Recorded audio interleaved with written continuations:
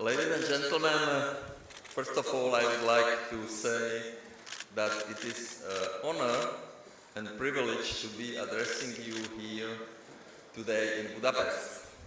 Thank you for this opportunity. I am happy to see politicians, decision makers and experts from all over the world. This underlines that CPAC has become a truly global event. And I am glad to see and meet my old friends, and tonight President Katalin Novák and Prime Minister Viktor Orbán and former Prime Minister Janez Janša. And also I met our Czech President and Prime Minister Václav Klaus, who founded a real conservative party. It was the first after Velvet Revolution. And I am looking forward to meet new friends. I wish to talk about European Union. Why? As many of you are aware, elections to the European Parliament will take place in about a year's time. Their outcome will determine the future of EU, the future of our children, I have also 4 children, and generations to come. Nowadays, Europe is being held hostage by climatic activists, CO2 ideologues, and the Green Deal. No one denies that protection of the environment is absolutely crucial, but if pushed through in this current form, the Green Deal will destroy European industry, destroy reliable energy sources, impoverish European citizens, and make everyday things such as cars, summer vacation, or even meeting meat a luxury only the richest will be able to afford.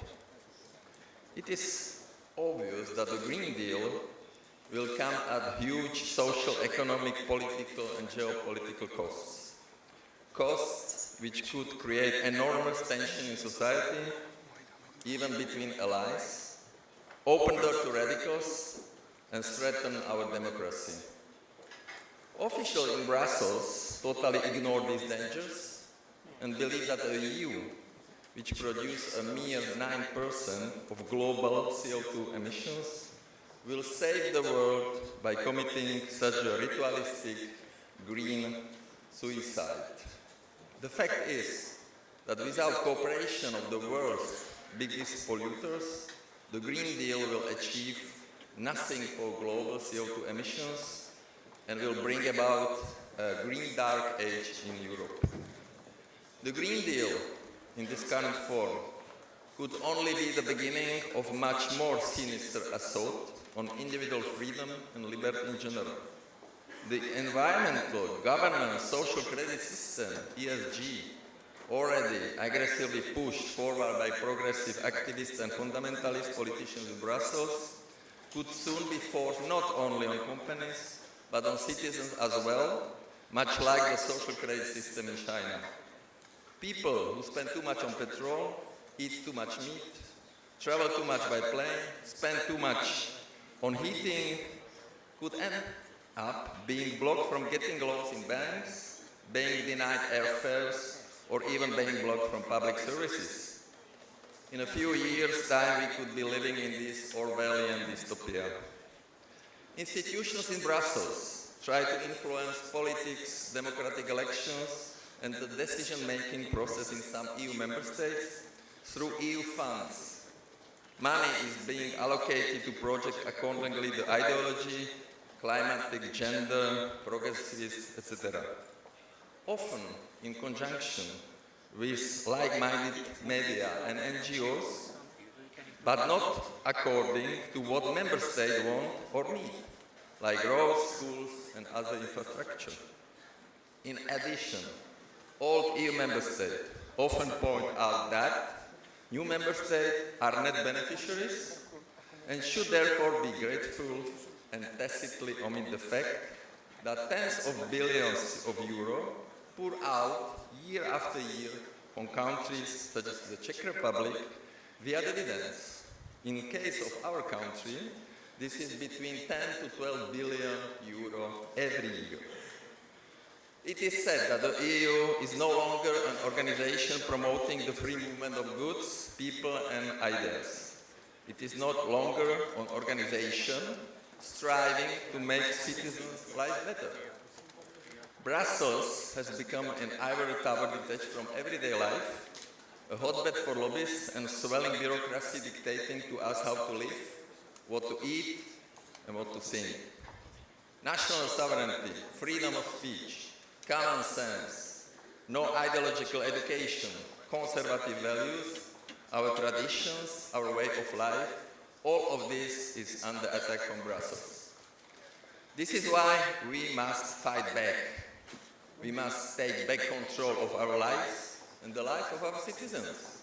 We must reclaim Europe. We must save the European Union for the sake of our children and the sake of generations to come. I love Europe as much as I love the Czech Republic. I live here, as does my family and my children. My company, which gives jobs to 35,000 people, is based in Prague and does business in Europe. I founded a political movement to fight corruption. I served my country 4 years as Prime Minister and before that 3.5 years as Minister of Finance. In short, my life is here, in the Czech Republic and in Europe. And I want Europe to have a future. Any rational person will tell you that the Green Deal must be redefined and a new agreement must be drafted. An agreement which will not be blinded by climatic ideology, but will be based on rational targets and take into account the disposition, capacities and infrastructure of individual member states. Instead of its mad pursuit to save the world from CO2 and dreaming up more and more new plans, the EU should complete projects left unfinished. As for the single European market, there is still much work to do in the area of four freedoms, i.e. the free movement of goods, capital, services and people. The Schengen area is fragmentary. Romania and Bulgaria are still waiting to be accepted. The EU should actually invite the Western Balkans and Serbia to join the Schengen area. I always saw the EU as a Gaulish village of Asterix and Obelix. Le village de Asterix and Obelix. With well-protected border on the outside, for Europe it means sea borders and free movement of people, goods and services on the inside. In addition, Europe still has to complete key trade agreements with countries around the world, most notably the United States. The EU should also learn to pursue its own path and defend its own interests, be it in foreign policy, security or trade. Europe should strive to be self-reliant in key strategic sectors such as defense, agriculture, research and development, pharmaceuticals and vaccines, nuclear energy, oil and gas, microchip production, to name just a few.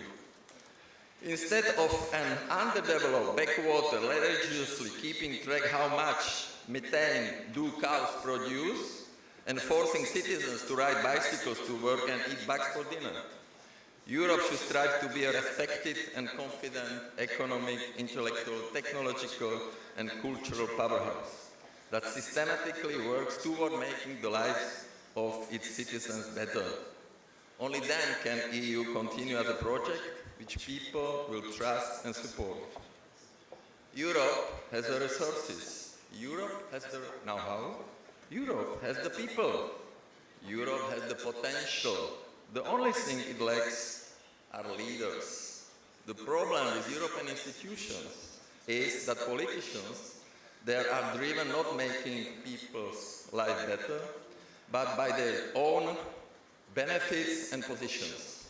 In Europe too, we need politicians who wish to pursue the national interests of their countries and at the same time want a strong and confident European Union on par with the other superpowers like the United States and China. I have always maintained that one should run the country as if one runs a family business based on vision, strategy and solidarity. In the EU, I see none of this. Everything is subject to politics, strategies are changed every election. For example, EU energy policy is totally chaotic. How else could, during the same week, Finland, after 16 years of construction, open a new nuclear capacity, whereas Germany just shut down the last of its 3 nuclear power plants the same week? Why did Austria invest so much money in a brand new nuclear power plant, but never open it because of anti-nuclear hysteria, so now buys 15% of its electricity consumption from Czech nuclear power plants? And I could go on and on.